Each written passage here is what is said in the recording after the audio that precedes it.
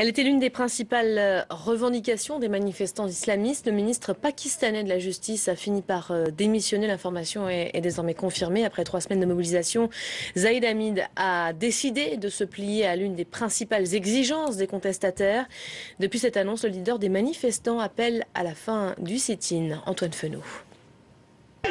À coups de gaz lacrymogène, la police pakistanaise disperse ses manifestants.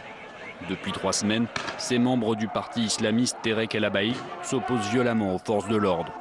Ils reprochent au ministre de la Justice d'avoir modifié une prestation de serment électoral avec un amendement. Avec ce texte, les élus ne devaient pas jurer solennellement que Mahomet est le dernier prophète de l'islam, mais seulement dire « je crois », quelques mots de moins, mais un blasphème pour les islamistes. Le blasphème, sujet très sensible au Pakistan. En 2011, un gouverneur de la province du Pendjab a été assassiné par un garde du corps pour avoir remis en question la loi sanctionnant de peine de mort les insultes à l'islam.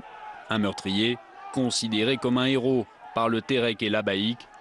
Les récentes manifestations ont fait 6 morts, des centaines de blessés et paralysé le pays en bloquant les axes routiers dans plusieurs villes. Tout cela est de la faute des religieux, leur attitude extrémiste. Ils ne se soucient pas de nous, des entreprises ont été détruites. Les gens sont incapables d'aller au travail, à l'hôpital, ils n'envoient pas leurs enfants à l'école. Ils font beaucoup de tort et les gens souffrent beaucoup. Ce n'est pas comme ça que s'élève le nom de l'islam. Ça lui porte préjudice. Ces derniers mois, le Tehreek el-Abaïd est apparu à la surprise générale sur la scène politique pakistanaise. Militant pour des lois strictes sur le blasphème, le mouvement a enregistré des succès croissants lors des dernières élections, de quoi modifier le rapport de force politique avant les élections législatives de 2018.